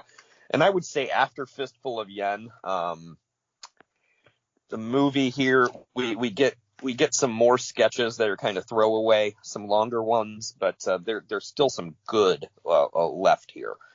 Yeah, there's a little lull. I would say there's a little lull. It's going to end strong, but let's get through the filler here. So the first sketch after Fistful of Yen, I wouldn't call filler. I actually think it's pretty hilarious.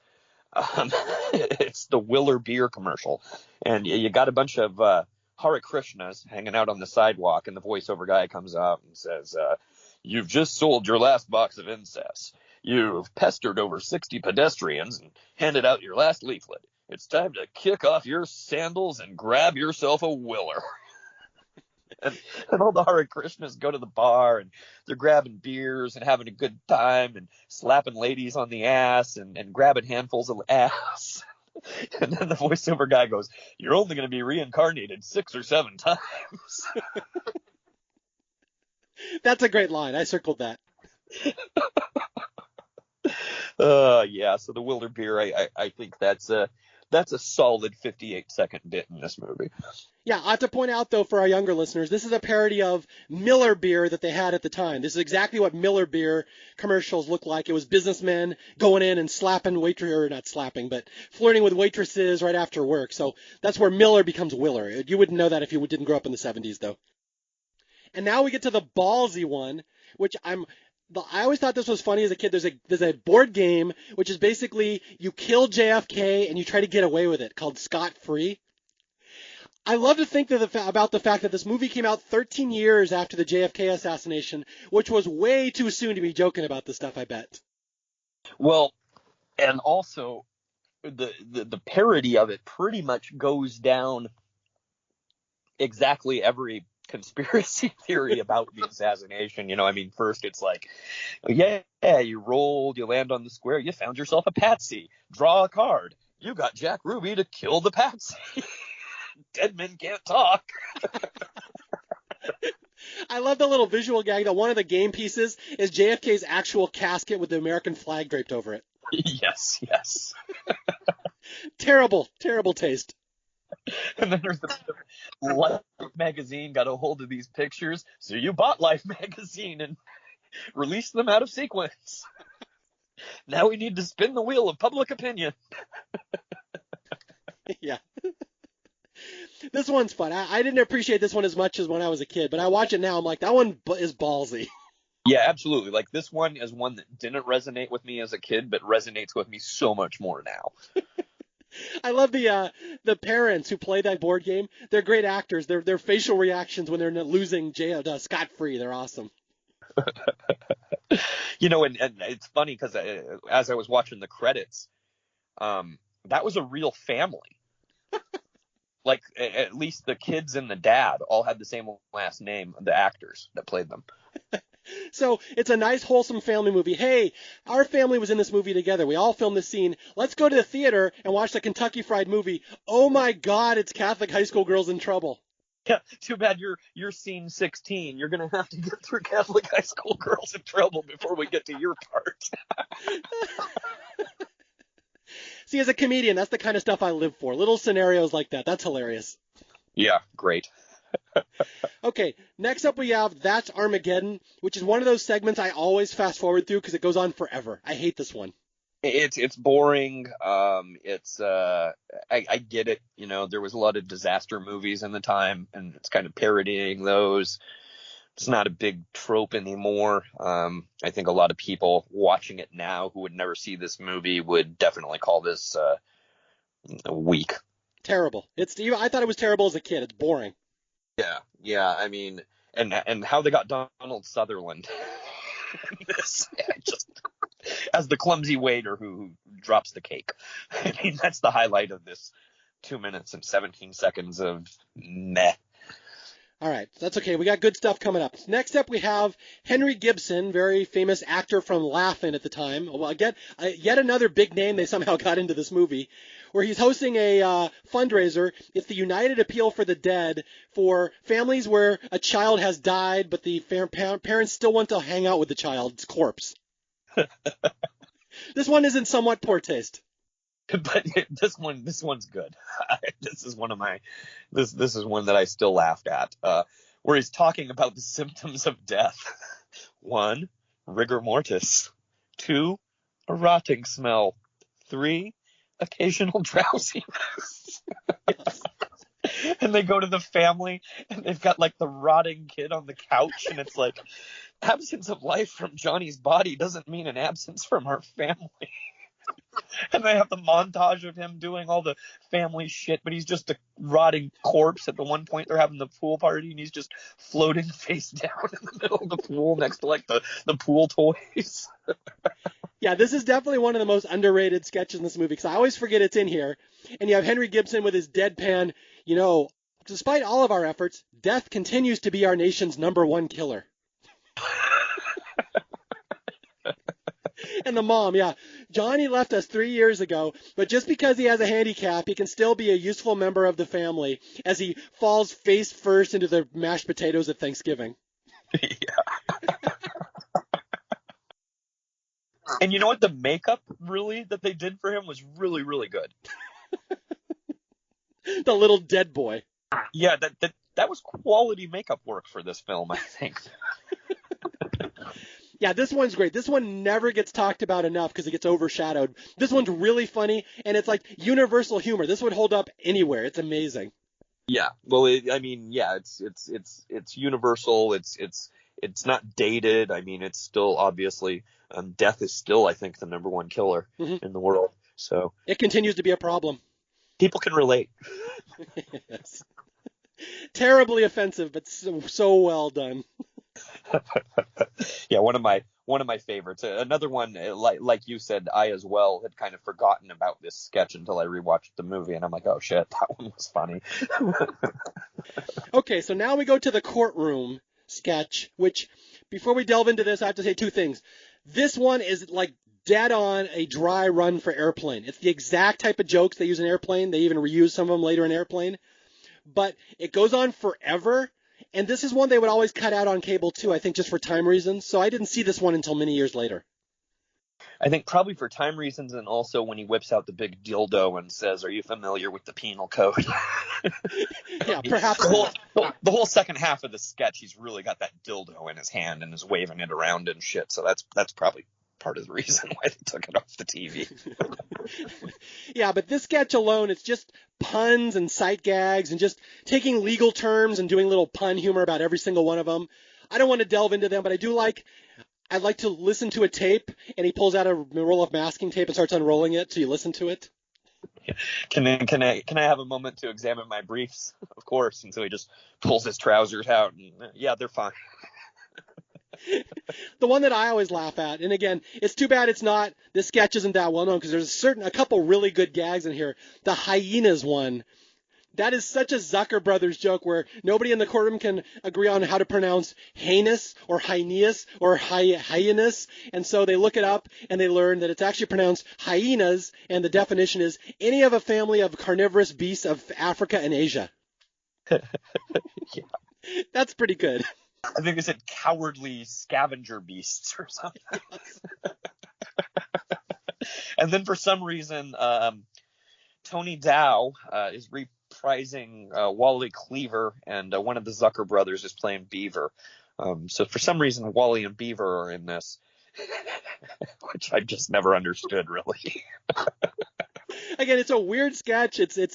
I think it holds up pretty well just because pun humor tends to work. Like if you're working legal work or you're a lawyer, you'll probably like this one because it's all just legal gags, legal terms. But the one that always gets me is, for some reason, they cut away to a commercial in the middle of the sketch, and it's a little girl frying a cat in Nessun oil. Why is that there? What's our little skeptic up to today? Oh, she's frying the cat in pure Nessun oil. The cat just, like, and she's just stuffing it in the pot and trying to get the lid on over it. Yeah, it's weird. That's just a weird little 14-second segue in the middle of the courtroom sketch that, yeah, odd. And then, as you pointed out, at one point they say, "Are you aware of the penal code in the state?" And as he's saying penal code, he whips out a huge dildo. So perhaps that's why it wasn't on TV. Yeah, I think that's got to be it. But back to Wally and Beaver, I just thought about this. So they had Tony Dow in this film, and then of course June Cleaver in Airplane. Yes, they love the Cleavers. Now, did you catch who else is in this one? Who the stenographer is in the sketch? Yeah, he's also in Airplane. He's what was his name in Airplane? Johnny. That's Johnny. Yeah, Johnny is the guy in Airplane, Steven Stucker, who steals every single line once they get to the tower scenes. Rapunzel, Rapunzel. But you can see a little of his shtick earlier in this movie as he plays the courtroom stenographer who plays with the dildo and tries to steal the scenes from everybody else. He basically plays the same character. Yes. So if you want a little Johnny action, you can see him in this sketch. All right, we got 4 more sketches to go, including 3 of the funniest ones in the movie. So I'm very excited here. Yes, I mean, the movie definitely finishes strong. You have the little lull here after Fistful of Yen, the courtroom thing. Not my favorite. I mean, a little long. I do appreciate the puns and stuff in it, but I just think it could have run at about half the time that it actually did. And then, you had That's Armageddon and... Yeah, and good luck explaining to a younger viewer what the What's My Line parody is in the middle of the courtroom sketch. They will never get that. Yeah, absolutely. I didn't get that. That's before my time, and I was born in 1974. Okay, so the final 4 sketches. The first of the final 4 is Cleopatra Schwartz, which I don't think is that great. It's cool. It's a funny idea, but it's only like 90 seconds long. Yeah, I mean, it's just a quick parody of Cleopatra Jones, but if she was married to a Hasidic Jew. The premise is funny, the execution is okay, but, I think if it ran much longer than 90 seconds, this would be another one of those that you'd call kind of garbage. It's good that it's short. Yeah, and again, for people who weren't there, this is the blaxploitation era. This is a parody of the movies at the time. 6 Feet of Black Dynamite, who would have been Pam Grier, basically. But in this one, she's married to a short Hasidic Jew, and they team up. She's Cleopatra Schwartz. We get her beating people up. We get her topless, just to get a little more boobs in the movie. You got the voiceover guy, well, she burned the ghetto to the ground. He lit the Sabbath candles. That's a good line, Al. He kindled. That's the word. I just looked that up. Kindled the Sabbath candles. A lot of people remember Cleopatra Schwartz, but it's not one of the better sketches in this movie because now we have the big 3, which were probably my 3 favorite sketches in the movie all in a row here at the end. Let's start with zinc oxide. Now this one was great. I mean, it's an obvious parody of the classroom educational films that we all saw. Our generation still saw them, even though most of them were filmed in the 60s and 70s. I don't think anyone, that's a younger generation would really catch on to this one and what they're parodying. But it still, I think, comes off as pretty damn funny. All right, so explain to people what zinc oxide and you is. Well, basically it starts with a voiceover of the guy talking about, chemicals and chemistry and, like a typical educational video would be. And let's talk about zinc oxide. Every farmer needs it. Every policeman needs it. Every housewife needs it. And we go to the housewife and she turns around and she's got her soap in her hand. She's been doing the dishes. She's all, how does zinc oxide help me? And that's where the announcer then says, well, without zinc oxide, you wouldn't have that bar of soap. And the soap just disappears. And then you wouldn't have that dish towel and it disappears. But then we start getting to some stuff that starts disappearing around her house that causes basically a cataclysm. You wouldn't have the safety catch on your son's rifle. And you hear the gunshot go off in the background. And the kid goes like, ah! The e-brake on your car, so the car backs into the house. The temperature control on your stove, all of a sudden she's got like a raging inferno going on in the kitchen. Your husband's pacemaker, and it shows the husband, off-site at his office, just keel over and die. This housewife's life is going to turn to absolute hell as all the things that had zinc oxide will disappear, including that brassiere you're wearing. Your boobs just drop. Yeah, but as she's trying to put the fire out, all the shit she's trying to put the fire out with starts disappearing too. You wouldn't have that fire extinguisher. How about sand? Yeah, you wouldn't have sand either. Yeah, meanwhile, her house is on fire. The car has crashed through her wall. Her son is dead. He has shot himself with his rifle. He collapses on the floor. And then it ends with, also, your artificial limb. And her leg falls off. Well, and then it ends on, see Series 7 in our, what is it? see episode 7, which is rebuilding your home, as her sink is just spewing water everywhere, everything's on fire. And it's so short, it's like 90 seconds long, but this might be the most underrated sketch in this movie. It's so funny. I've always loved it. I show it to people all the time. They always think it's funny. This is classic. Yeah, I loved this one as a kid. It didn't take, I mean, this was something that even 8-year-old me could fully understand, and I got it. And it was hilarious then as an 8-year-old boy. It was hilarious just watching it just now as a 44-year-old man. I just love that sight gag. That brassiere you're wearing. Just the look on her face, and somehow they get her boobs to drop perfectly. It's so well done. Yeah, and she kind of, the look on her face is like kind of, it's perfect. It's like a look of defeat, kind of. Okay, Jeff, we are finally here. We have the final 2 sketches of this movie, and again, if you thought this movie was racy and over the top, we're about to put the cherry on top of the sundae as we finish strong with Danger Seekers and Eyewitness News. Yeah, Danger Seekers. Now this one... Good luck, Jeff. We're all counting on you. This one wouldn't play well today, obviously. This is kind of the Black Centaur in Fantasia, or I guess Song of the South in its entirety. You want to make a Disney comparison. How dare you suggest that this one is racist? Take that back, Jeff Parker. So this one is a parody of, I had to look this up, but it's actually parodying a show that existed in 73 and 74 called Thrill Seekers, which followed, daredevils around. And so this is a really short sketch, but it doesn't take long to drive home its point. So you got a guy, an Evel Knievel type guy. He's all dressed up in this jumpsuit. He's got a, stunt helmet on, and the announcer is kind of talking him up, what a badass he is, and how he's just always seeking the next thrill. And so we see him basically cross the railroad tracks, and you come to a stereotypical group of 1970s African American gentlemen, standing around a 55-gallon barrel burning, playing dice in an alley, basically, or in an industrial area. And so the Danger Seeker walks up into the middle of them, Rex Kramer, and they all look at him like, what the fuck's going on, white boy? What are you doing here? And he just shouts out the N-word at the top of his lungs and starts running. And after they realize what he had just said, they're like, say what, motherfucker? And they turn around and all chase him, and that's the whole sketch. It's a 7-second sketch with one word, the N-word, basically.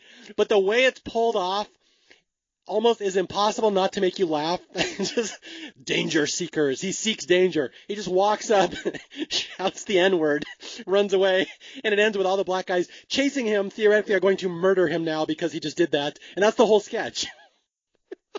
It might not play so well today. But, this kind of stuff was more acceptable in the late 70s, and I can watch it because I have the context, and I still find it hilarious, to be honest. Yeah, I mean, the 70s were a lawless time where pretty much anything goes in comedy. Like, I don't think this is a particularly mean-spirited sketch, the way it's pulled off. Like, you could do this much worse.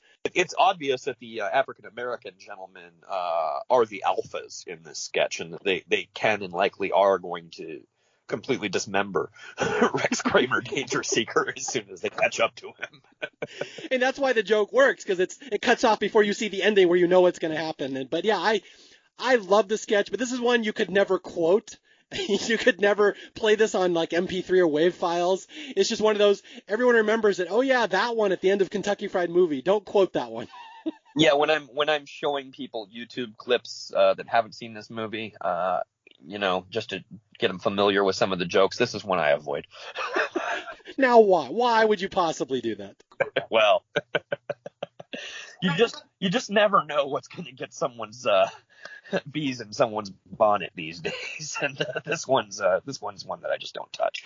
But an interesting other little piece of trivia that I pulled up off the Wikipedia on this that I didn't know is, I mean, I knew it but didn't put two and two together, but Rex Kramer is also the name of Robert Stack's character in Airplane. That's correct. And in the courtroom sketch, I believe the reporter's name is McCroskey, which is Lloyd Bridges in Airplane. Well, and to defend this sketch a little, like when my brother and I loved it so much as kids, it's not so much Rex Kramer screaming the N-word that's funny. It's the reaction of the guys where one of them's like, "Say what, motherfucker?" Just that line. That's the one that I always thought was the funniest, is their reaction line. No, absolutely. Absolutely. Yes. Danger Seekers. Again, you will laugh realizing that somebody got this scene into a movie because it would not exist in most movies. It's so well done in that the way they set it up, this is not what you're expecting to happen. No. Like, not at all. Because he starts the scene on a hang glider. Yeah. And I mean, the first time I saw this, I'm sure I was shocked by what happened. And to be fair, the moral of the story is the same that it would be in most Danger Seekers episodes. Don't do this. Yeah, don't try this at home. You'll learn a valuable life lesson. Don't do this. Actually, it would probably the warning would be for this probably don't try this in Detroit. Yes. And again, I will defend this sketch even further. This sketch taught me not to use the N-word. So if nothing else, it was a very valuable life lesson. Do not do this. Bad things will happen. So it's a good lesson you take from the sketch. I can give you that. Okay. But again, we're not even to the raciest sketch. We're about to get to the one at the end, Eyewitness News, which, holy crap, this is a way to end a movie. Yeah, this one, this one it's a good finish to this film. It's a money shot, if you will. And it kind of does a really good job, and it takes elements that were good from other skits in the film and kind of packs them together. The newscaster guy and Catholic high school girls in trouble. I mean, we've got the porny kind of stuff going on, and we've got, the deadpan newscaster guy in the background. It's good. Why don't you explain to our novice listeners who have never seen the sketch what happens in Eyewitness News? Okay, so a couple are on a couch, and they're getting into some heavy petting, and the female says, let's see what's on TV. The news is on, and the guy's visibly agitated. He just wants to get to the hump, and he doesn't want to fuck around with watching the news. But he goes ahead and he turns the TV on. The news is on. They watch it for a couple moments. He takes the wine glass out of her hand and gets back into the makeout zone. After they're making out for a little while, it becomes clear as he's removing her bra and exposing her tits that the guy on the TV, the news broadcaster, can see what's going on, and he's watching them get it on, and while trying to do his newscast. And starts stumbling over his words, and finally just says fuck it, and drags the cameraman into the shot with him and one of the other production assistants or whatever. And so all three of these guys are just watching these two get it on while this guy's going down on this lady on the couch, and they're shouting and hooting and hollering, and it startles the couple, and they get up and look, and they just really quickly, everybody exits the screen, and it goes right back to the newscaster, and he kind of, straightens his shirt and starts trying to play it straight again. And so the people get back into the sex, and again, it just goes back to all the production assistants and cameramen are crowded into the screen to watch these people fucking on their couch through their TV. And it's so explicit. Even to this day, it catches me off guard how much they show. Like, this is almost straight porn, and we're watching these newscasters laughing and cheering and giving them high fives and stuff as they're watching this couple, and you see every minute of the sex act. It goes on, and it's hilarious. Yeah.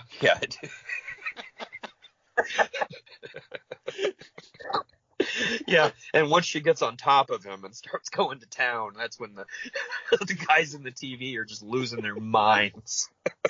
The girl is literally riding the guy at the end. You see it, and the newscasters are cheering them on, waiting for this exciting ending. And it's like the newscasters climax along with the couple at the same time. And that's the climax of the film. It's perfect. Wow, that last sketch. Like, again, Catholic High School Girls in Trouble gets all the press. This one is even racier and better and funnier, and this is the one that always killed me. And I'm like, this is why I made my friends watch this movie. You have to see a couple of the sketches of this movie, but Eyewitness News, if you can get through that sketch and not laugh, we cannot be friends. There's no way. Yeah, if you can't watch that and not laugh, yeah, you don't have a sense of humor, and I'd rather not be around you. Yes. And again, anybody who got this far in the movie has already made it past Catholic High School Girls in Trouble, so you have nothing to complain about. Yeah, and they've made it past Danger Seekers at this point. You're all in now, man. Yeah, we're all in this together. What an ending to a comedy, though. That's astounding how strong this movie ends. Yeah, it's the perfect. If you would have put that sketch elsewhere in the film, I mean, what else are you going to end the movie with? Well, I guess Danger Seekers, but that's about it. Yeah, but Danger Seekers, I mean, it's got that short 1 minute run time. This is nice because it's a good 4 minute. And I complained earlier about some of the longer sketches being weak in this movie and just kind of getting the joke getting old really quickly. But this one, it's funny from start to finish. Yeah, and that's funny because we just did an episode on the South Park movie recently, and that was my complaint with that movie is it runs out of steam by the end. I don't think it's funny the entire way. This one starts strong, gets a fistful of yen, there's a little lull, but man, does it end strong, and that's why I think it really, to me, it holds up well, although I've heard the argument a lot of people don't think it holds up. I think, like I had said earlier, you basically got 20 little kind of sketches in this film, and I think from just rewatching it that 13 or 14 of them hold up really well still, and there's so I think about 2/3 or more of this movie, just volume wise, on as far as number of sketches is really great. More than that in the runtime of the movie, obviously, because Fistful of Yen takes up more than 1/3 of the runtime of the entire film, and it's just gold to me. I think it's hilarious. Like you said, a lot of people don't like that part of the film. I think it's one of the best parts of the movie. I don't think this movie would be the same without the long kind of runtime, mock movie in the middle. I think it's important that was in this film. Yeah, and again, this movie is for people with a specific type of sense of humor. It's not a sense of humor that really exists that much anymore. Like, it's funny when I write my comedy articles for a younger audience, it doesn't always fly because people aren't used to comedians being that blunt with stuff. It's kind of funny. That's not how you do stuff anymore. But I love the Kentucky Fried Movie. I love that it exists even more. I wish it was better known. Like, they've tried other movies like this in the past. They did Amazon Women on the Moon in the 80s. They did one, I think, called Movie 43 about 10 years ago. Those have their moments, but they're nowhere near as strong as this one is, I don't think. Now, I gotta say, I love Amazon Women on the Moon, too. It's not as strong as Kentucky Fried Movie. That movie's got some really hilarious moments. Movie 43, it had its moments, too. Just to watch an Oscar-nominated actor sit across a dinner table from an Oscar-winning actress with testicles attached to his chin, it's worth the price of admission. Yeah, I like parts of Movie 43. I really like parts of Amazon Women on the Moon. With Movie 43, I think they made the mistake of they just are being dirty just to be dirty a lot of the times. Yeah, it wasn't clever. It was just, let's make this as lowbrow as we can, but not really make it clever. Yeah, and again, this movie had a bunch of material that had already been used on stage. They already knew it worked for an audience. And plus, the Zucker brothers and Abe Abrams, at their prime, were writing funnier things than anybody probably has ever written in movies. So it's like, this one has a lot more wit and intelligence behind it on top of the dirtiness and the porniness. Yeah, absolutely. I mean, even the dirtiness and porniness is done really witty. Yes. Eyewitness News, once again, one of the greatest pieces of celluloid ever put into a movie. I'm going to agree with you there. I think this whole film, from start to finish is it, like we've said it over and over again. It has its lulls, but I just think as a whole package, it's a strong movie still. I think it still mostly holds up and is really, really great. Yeah, and I agree with you 100%, and just also reiterate how influential this movie was to a lot of people that wrote comedy later, movies that came out later, like Quentin Tarantino loves this movie, and then Airplane and The Naked Gun were such big movies, but again, they only exist because this came first, and this set the tone and like the foundation of that type of comedy. So this one really needs the respect out there, even though, yeah, it might not be for all taste, but man, was this an important movie for that type of comedy. You want to have Airplane. You want to have those films, because if these guys didn't make this movie first, they would have never gotten greenlit for anything else. And it's a really, this kind of comedy, you don't see it anymore, and it's sad. I don't know that it would work anymore though with the audience of today. But I love these films. I love all the Zucker Abrams films, and this is the one that started it all, and it's a great movie, and I think it still holds up wonderfully. Yep. And again, I don't think that's if you say the movie wouldn't really work with the audience of today, my argument is always that's not the problem so much with the movie, that's the problem more so with the audience. Yeah, no, I can agree there. All right, do you have anything else to add about the infamous KFM before we sign out here? Just it's been a pleasure talking about this movie with you today. It's one of my all-time favorites. It's been really fun for me to go through and just rewatch it a few times and make notes and research some of the scenes. It's been a really fun ride just revisiting this. So I appreciate it. I thank you for having me. But yeah, definitely this is one that shaped the sense of humor that I still have to this day, and I think it's classic. Yeah, and I know you were excited to talk about this movie. I'm so excited that, I'm so happy that you were able to rewatch it and relive some of your glory days as a filth-mouthed comedian. And once again, I want to thank you, Jeff, for when I was a child teaching me the word butt fuck. Once again, you don't know how special that was to me. And it's one that'll stick with you forever there. It's the name of my dog, all thanks to you. Well, give butt fuck a biscuit for me. I will. All right, and once again, this is Staff Picks. My name is Mario Lanza. If you need to reach me, you can reach me at staffpicspodcast@gmail.com or on Twitter @MarioJLanza. And until next time, I'll be out there searching for more movies that deserve more love, and I'll try to find somebody interesting to come on and talk about them. As always, remember, this podcast is not intended to foster a belief in astrology, but merely to support people who cannot take responsibility for their own lives. I'll talk to you guys later. Bye.